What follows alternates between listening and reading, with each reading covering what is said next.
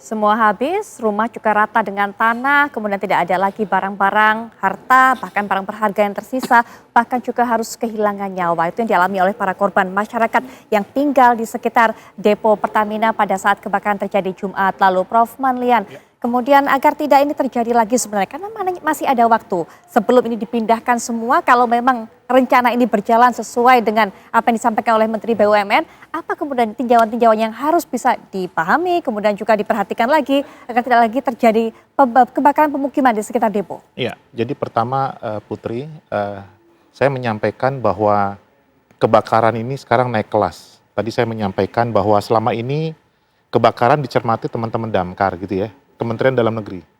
Nah sekarang Kementerian BUMN sudah mencermati, bahkan sampai Presiden sekalipun. Ya. Nah jadi perhatiannya adalah bahwa bahaya kebakaran ini menjadi hal yang sangat-sangat vital, itu dulu. Yang kedua adalah kita mengapresiasi dan menghormati perintah Bapak Presiden dan juga apa yang dilaksanakan oleh Menteri BUMN pemindahan depo, begitu ya, yang baru saja disampaikan.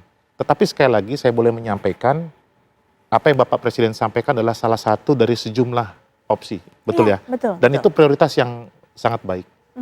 Kami menyampaikan bahwa pemindahan depo ataupun kawasan pemukiman ini adalah pemindahan kawasan, gitu ya. Jadi kita harus melihat ini sebagai sesuatu yang memang lengkap, holistik, nggak cuma memindahkan storage ataupun ini ke tempat yang baru, betul ya. Kita mesti pelajari siklus, proses yang memang dicermati dalam lokasi sekarang. Ya. Nah, apakah itu dicermati benar, gitu ya? Artinya begini, sebagai pemerintah daerah berbasis Undang-Undang 23 2014, termasuk penyelenggaraan depo seperti ini, harusnya memang sudah diantisipasi. Ketika Bapak Presiden sampaikan pindahkan, berarti sudah harus ada tempat yang siap. Nah pertanyaannya yang sekarang ini, dimanapun itu, apakah siap? Nah ini menjadi pertanyaan juga. Nah berarti ada hal yang kita pelajari. Sesuatu yang berisiko, kita harus persiapkan mitigasinya. Gitu kan? Nah, sekarang kesimpulannya adalah berbasis kepentingan sosial, Bapak Presiden menyampaikan perlu pemindahan depo yang berisiko. Baik. Namun sekali lagi kita lihat beberapa faktor, saya catat beberapa hal. Ini adalah horizontal fire. Bagaimana kebakaran bukan terjadi secara vertikal tetapi horizontal, itu harus dimengerti. Kedua, kepemilikan tanah. Tadi Pak Win sudah menyampaikan HPL lah itu dan segala macam. Kok tidak ada, mohon maaf, ketegasan untuk mengelola kawasan, gitu ya. Yang ketiga adalah prinsip fire safety, Putri, bahwa ini bukan cuma menyelamatkan kawasan proyek, tetapi menyelamatkan lingkungan juga. Nah, jadi sebenarnya hal seperti ini memang sudah harus dipikirkan. Nah, yang terakhir adalah ini punya siapa? Kembali ketika saya mencermati kebakaran gedung Kejaksaan Agung, punya pemerintah kah? Punya Pertamina sendiri kah? Lalu apa sikap pemilik kawasan ini? Ini juga penting, gitu ya. Supaya kita sama-sama menyadari tidak hanya, belum tentu loh suatu area kawasan itu punya dia, gitu ya. Ada tenannya, maka pemiliknya juga harus peduli terhadap aspek kebakaran. Baik, dan Nah, ini juga menentukan siapa yang bertanggung jawab juga. Ya, mungkin ke sana juga gitu Putri ya, kira-kira begitu.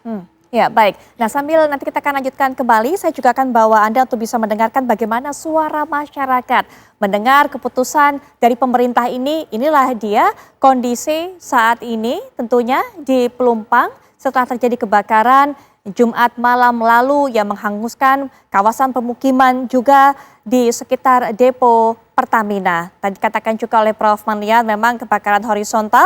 Nah, rekan kami Rayhana Mezia sudah berada di tengah-tengah masyarakat yang akan meminta mereka untuk bisa memberikan suara mereka. Setujukah mereka dan apa yang mereka lakukan mendengar keputusan pemerintah ini? Silakan. Ya baik Putri dan juga pemirsa, selamat malam. Memang genap 4 hari sudah sejak tragedi kebakaran depo Pertamina Pelumpang. Ini ada sebagian warga yang mengungsi ke tempat saya mengabarkan, yakni di posko PMI Jakarta Utara. Dan pemirsa, dari hasil informasi yang kami dapatkan, sementara ini ada 165 jiwa yang memang mengungsi di tempat saya mengabarkan ini, dengan 101 yang merupakan dewasa, setelah itu 55 dewasa dan juga 9 ini lansia. Jika kita lihat dari rentang gender atau jenis kelaminnya, ini ada jumlah laki-laki 88 dan juga perempuan ini 77. Tadi juga kami sudah sempat berkeliling sedikit dan juga melihat bahwa memang ini untuk perlengkapan makanan dan juga untuk tempat tidur dan juga lain-lainnya ini sudah cukup lengkap. Namun warga juga ini kerap kesulitan untuk beberapa fasilitas seperti diantaranya perlengkapan mandi, perlengkapan beribadah, untuk perlengkapan bersih-bersih hingga perlengkapan sekolah seperti seragam, buku, tas, sepatu, dan lain-lain. Selain itu juga pemirsa, ini ada 3 tenda yang dipakai untuk warga beristirahat ataupun melakukan beberapa aktivitasnya, dan 1 tenda ini merupakan tenda bagi kesehatan. Lalu untuk mengetahui bagaimana sebetulnya tanggapan dari warga yang ada di posko tempat saya mengabarkan ini, di sini saya sudah akan berbincang dengan Bapak dan juga Ibu untuk mengetahui bagaimana kondisinya. Ya, selamat malam Pak dan juga Ibu. Selamat malam. Ya, sudah berapa hari nih mengungsi di sini? 3 hari nih. Sudah 3 hari. Ya, 3 hari ya. Lalu dengan adanya posko pengungsian ini bagaimana dampaknya bagi keluarga Bapak dan Ibu? Ya dampaknya ya kita sedih. Semuanya habis. Makanya para pemerintah, para aktor di situ, ya tolonglah bantu kita semuanya habis, bisa usaha lagi seperti dulu. Kita modalnya modal orang kecil, kalau udah kebakar semua ya duit ya mental ya segala macamnya. Udah pikirannya di sini, mikirin di desa. Namanya orang berusaha di Jakarta. Baik, kalau Kalau saya memang udah sakit-sakitan, jadinya saya itu tergantung suami. Suami saya masih bekerja, saya masih bisa makan begitu aja. Asal suami saya sehat, ya kita ngikut sehat. Atau saya tergantung sama suami. kira-kira nih, apakah nanti akan tetap bertahan di posko ini atau mungkin nantinya akan pindah ke tempat yang lain? Ya pengennya ya secepatnya pengennya dapat duit, kita berusaha mandiri sendiri, bisa berusaha dagang bubur lagi. Namanya kita tergantung dari orang lain, kita gak enak juga. Tapi pengen saya makan gak makan kalau berdiri sendiri, itu enak. Oke, baik. Kalau untuk Ibu sendiri, bagaimana Bu? Kalau saya mah udah nggak ngapa-ngapain karena saya sakit-sakitan. Itu tergantung suami. Kalau memang suami itu jangan sampai kehilangan pekerjaan gitu aja. Mau di mana sepenting kasih pekerjaan gitu aja. Untuk fasilitas ini ada di sini ada banyak fasilitas yang mungkin disediakan seperti kesehatan, lalu makanan, yang lain-lain. Sejauh ini bagaimana nih? Ya alhamdulillah cukup. Alhamdulillah semua terjamin. Baik, alhamdulillah ya semua untuk terpenuhi. Lalu harapannya apa nih ke depannya mungkin bagi kita semua, bagi pemerintah dan juga mungkin nantinya ke depannya seperti apa? Ya seperti semula, bisa berusaha aman, berkendali. Pihak-pihak pemerintah tolong dilihat orang-orang kita ini bagaimana ke depannya, yang pada kena sakit, pada kena kebakar, luka-luka kayak wak saya, Wak Darmo, bener kena. Ya, saya mudah-mudahan adik saya kan rumahnya habis. Adik-adik saya itu 2 yang habis pisan barabas, nggak ada apa-apanya, babar blas.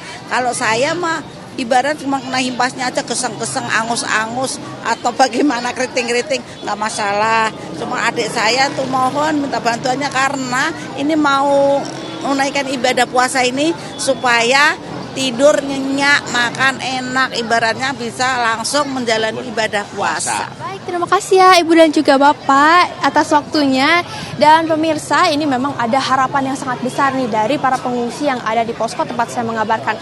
Tentunya ini juga akan menjadi pertimbangan ke depannya bagi kita semua untuk nantinya agar lebih baik lagi dalam fasilitas kesehatan, pelayanan, dan juga yang lainnya. Ya, kembali ke studio.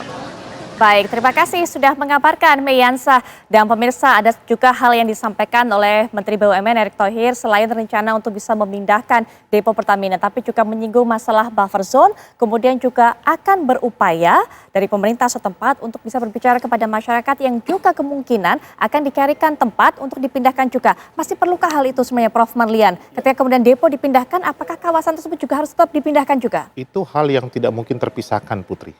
Karena itu kawasan, itu yang saya sampaikan. Tidak hanya pemindahan deponya saja, tapi treatment terhadap kawasan di sekitarnya. Tapi tunggu dulu, kembali lagi karena tanah itu tadi. Ada masyarakat tadi dengar ya, masyarakat tinggal berusaha di situ. Berarti ada fungsi hunian, ada fungsi usaha. Betul. Apakah tepat di situ? Apakah mereka tinggal, mohon maaf, sebagian punya mereka atau memang punya pemerintah atau HPL tadi yang sampaikan Pak Win? Ya. Ini juga harus dibereskan juga, sekalian dibereskan aja gitu loh. Itu maksud saya. Dan tidak mudah untuk bisa membereskan masalah-masalah seperti itu Pak Win tentunya. Iya, tentu saja ini masalah yang extraordinary ini sebetulnya, bukan masalah biasa. Ya. Kayak HPL dikasihkan ke Pertamina misalnya. Pertamina tuh dapat kan pakai SK gubernur tuh tahun 73 itu kalau salah SK-nya itu dapat tanah seluas itu, hak pengelola lahan ya. Jadi dipersilahkan untuk mengelola. Mengelola itu dia tidak bisa jadi milik, nggak bisa. Hak itu bisa jadi HGB boleh, bangun gitu HGB-nya boleh. Tapi menjadi hak milik tidak bisa. Pertamina nggak mungkin memiliki itu. Begitupun masyarakat nggak mungkin memiliki, gitu loh, sama gitu. Jadi saya tidak ngerti ini kedudukan masyarakat ini seperti apa. Dia tanahnya apakah udah dalam bentuk sertifikat atau dia belinya kepada siapa itu nanti itu masalah itu yang akan muncul. Ini HPL. Baik. Dan ada yang punya, jangan salah tuh ada yang punya. Ada yang punya. Yang punya itu boleh, dia akan meminta kembali. Saya akan manfaatkan untuk kepentingan saya. Pemerintah boleh minta karena kan memang namanya atas nama negara boleh meminta untuk kepentingan. Tapi ada masuknya ini ya, ini yang berbahaya, ini nggak boleh mestinya. Nah terus ini baru secara teknis ini, kalau secara teknis. Kalau dibangun sebuah depo seperti itu dengan lingkup yang sangat berbahaya, makanya Pak Jokowi itu mengatakan ini area yang memang tidak boleh kan, kalau restricted zone ya namanya begitu. Jadi misalnya kalau kilang seperti itu, bukan kilang, depo seperti ini itu jelas ya. Itu ada peraturannya sudah ada dari ESDM kan sudah ada itu. Kalau saya sebut itu zone 0, ya zone 1, zone 2 ya. Zone 0 itu yang sekitar produksi, yang sangat berisiko. Sekali ini terjadi ya sudah jangka panjang dia, termasuk ini sekarang ini. Ini. Yang kedua bisa zone 1 normatif. Ya. Ya kan dengan flammable ring tertentu terbakar kemudian ya teratasi selesai. Yang berikutnya mungkin yang zone 2 itu bisa aja terbakar, ada kebakaran, tapi sifatnya ya parsial, selesai. Itu apa itu? Yang gas-gas yang terjebak di sebuah tempat kemudian bisa nyala seperti itu. Nah ini yang tidak diperhitungkan. Masyarakat begitu semangatnya menduduki di situ. Pertamina sendiri sudah tidak bisa menghentikannya. Pemerintah juga mendiamkannya. Padahal itu area sangat berbahaya. Bahayanya tadi apa? Tidak pernah ada yang meneliti. Ini kalau terjadi tangki, ya tangki itu terbakar itu kalau apa sih? Kalau ada vapor keluar. Kalau minyaknya ini penuh, nggak apa-apa. Kena petir jedet, mati. Tapi ketika kosong, kena petir, ini hidrokarbon. Besar, meledak. Meledak ini sisa-sisa minyak yang ada di dalam tumpah ke atas. Meloncat ke atas, kena semprot, kena tiup. Angin kan, biasanya petir itu kan angin kenceng juga. Angin ini nyebar kemana ya, itu sama seperti siramin minyak untuk kebakar. Ini bahaya-bahaya yang tidak pernah diperhitungkan, tidak pernah dilakukan mitigasi. Kalau saya mau mengusir orang ini, bukan ngusir, memindahkan orang ini, saya beritahu bahwa Anda posisinya dalam tempo 5 menit, 5 detik mungkin bisa mati seketika. Ini yang tidak ada. Begitupun di dalam kontrol ini, pengawasan terus-menerus ini. Ini saya lihat sistemnya bagus tapi lengah gitu aja. Kontrolnya bermasalah, upaya mitigasi juga bermasalah, dan memindahkan depo nanti ke tanah yang baru ternyata juga belum menyelesaikan semua masalah. Artinya masih banyak PR-PR berikutnya. Nanti Pak Satya juga bisa berikan pandangan. Kalau Pak Satya sudah menyinggung tadi salah satu PR yang juga harus dijamin atau diselesaikan adalah adanya ketersediaan BBM. Tapi ada hal lainnya, termasuk adalah bagaimana persiapan dari tempat yang baru ini nanti. Nanti bisa berikan pandangannya Pak narasumber setelah jeda berikut ini.